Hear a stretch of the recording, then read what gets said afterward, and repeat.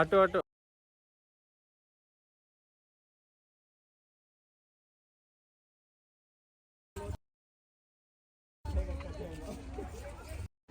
లోపలికి రావాలంటే టికెట్ తీసుకొని రావాలి. పెద్దవాళ్ళకైతే 60 రూపీస్, చిన్నపిల్లలకి 30 రూపీస్. లోపలికి రాగానే చాలా బాగుంది. ఇదేదో పాత ఊర్లా అనిపించింది. అన్ని మట్టి గోడలు, విలేజ్ స్టైల్లో ఉంది.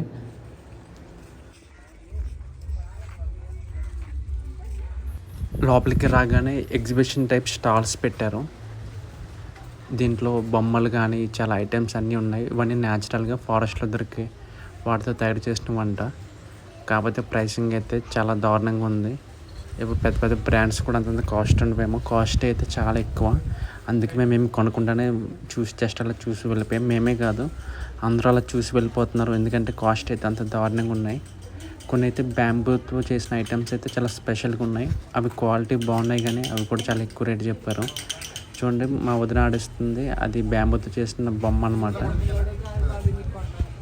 మేమైతే అది కూడా తీసుకోలేదు. అంత కాస్ట్ చెప్పారు. అది అరౌండ్ 200 చెప్పారు.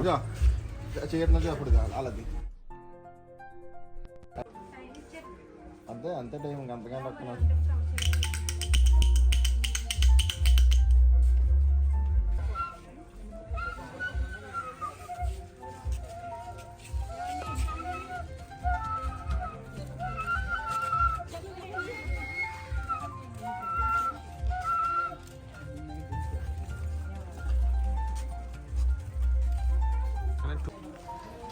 చూసారు కదా, లోపలైతే చాలా స్టాల్స్ ఉన్నాయి. కానీ ఎవడ కొంటాడో కానీ అసలు ఎవరు కొనరు. అక్కడ అందరూ చూసి వెళ్ళిపోతారు.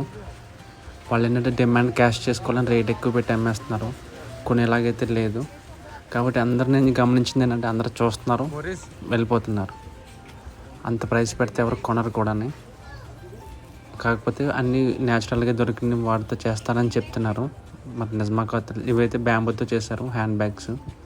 ఒకటి 1600 చెప్పారు. అది కూడా మేము తీసుకోలేదు. మా వాడైతే మా బుడ్డోడికి కత్తి స్వారీ నేర్పిస్తున్నాడు. యుద్ధానికి రెడీ చేస్తున్నాడు అనమాట. చూడండి, యుద్ధం నేర్పిస్తున్నాడు, ట్రైనింగ్ ఇస్తున్నాడు. ఫ్రెండ్స్, ఇది అరకు సిరీస్లో మన 4th వీడియో. లైక్ చేసి సబ్స్క్రైబ్ చేయండి. ఇంకా మరిన్ని వీడియోస్ ఉన్నాయి.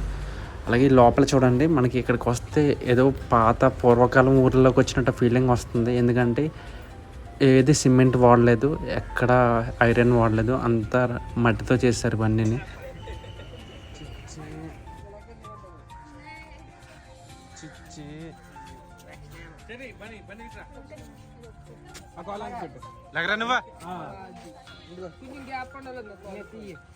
అలా పెట్టి వెనక్కి పెట్టేలాగా కింద అవును చూడు, అవును చూడు. ప్రణయ్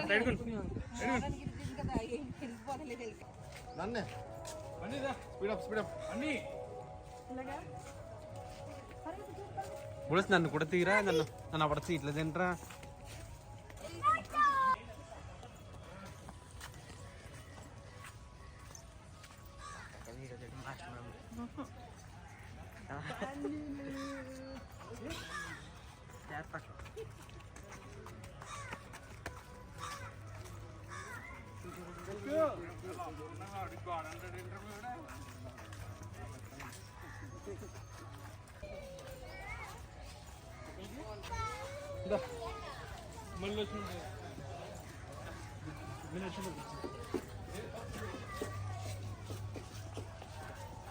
స్టాల్స్ అయిపోయాక లోపలికి వస్తే ఆర్గానిక్ మిల్లెట్స్ కానీ ఆర్గానిక్ ప్రోడక్ట్స్ అనమాట ఇవి. కాకపోతే ఇక్కడ కూడా చాలా మోసం, చాలా రేటు. బయటకంటే లోపల చాలా ఎక్కువ పెట్టి అమ్మేస్తున్నారు. వచ్చే వాళ్ళందరూ టూరిస్టులు వస్తారు, డబ్బులు ఖర్చు పడడానికి వస్తారు కదా అని వీళ్ళు దాని మీద క్యాష్ చేసుకోవాలని చూస్తున్నారు. కానీ ఇక్కడ కూడా సేల్స్ ఏం లేవు. దీనికంటే బయట మార్కెట్లో ఇంకా చాలా చౌకగా వస్తున్నాయి. అవన్నీ అలా ఉంచితే ఫోటో ఆర్ట్ గ్యాలరీ కానీ. తర్వాత నాకు నచ్చింది ఏంటంటే లోపల ఇవ్వండి వాళ్ళ సంస్కృతి, వాళ్ళ సంప్రదాయాలు చూడండి. పూర్వం ప్రజలు ఎలా నివసించారని చాలా చాలా డీటెయిల్డ్గా వాళ్ళు చూపించారు బొమ్మల రూపంలో. మాకైతే చాలా బాగా నచ్చింది. చూపిస్తాను పదండి మీకు.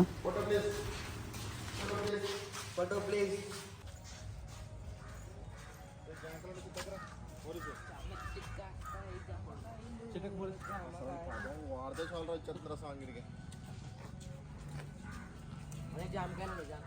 జామ చెట్టుకి కాస్తాయి జామకాయలు, జామకాయలు పడరా.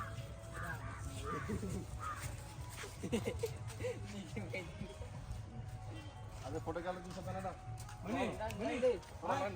రాడై మనీ బాయ్.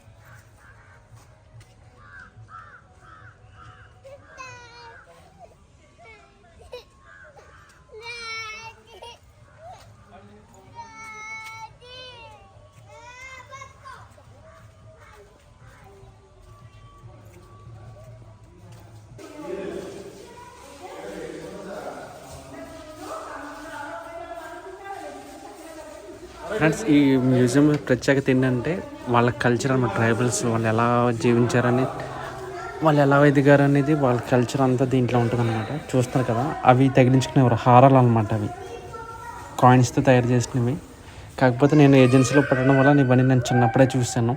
నేను ఏజెన్సీలోనే పుట్టానండి, నేను వైజాగ్ ఏజెన్సీలోనే. తర్వాత ఫోటో ఆర్ట్ గ్యాలరీ తర్వాత అసలైన వాటికి వెళ్తాము. చూస్తారు కదా, వాళ్ళు వేట ఎలా ఆడారు, వేట ఎలా చేసేవారని చాలా క్లియర్గా బొమ్మల రూపంలో మనకి ప్రజెంట్ చేస్తున్నారు.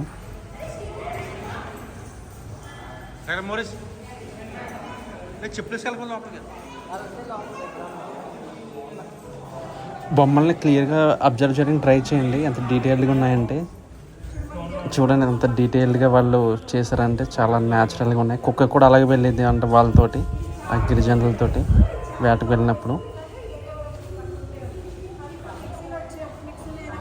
వాళ్ళు అలా నివసించారు, ఏం చేశారు, మొత్తం A to Z వాళ్ళ కల్చర్ గురించి మొత్తం దీంట్లో ఉంటుంది ఈ ట్రైబల్ మ్యూజియంలో.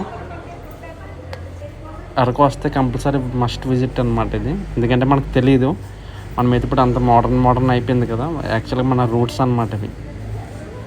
మన రూట్స్ మనం తెలుసుకోవడం చాలా బాగుంటుంది. రండి, Araku tribal museum must visit అనమాట అరకు టూర్కి వస్తే.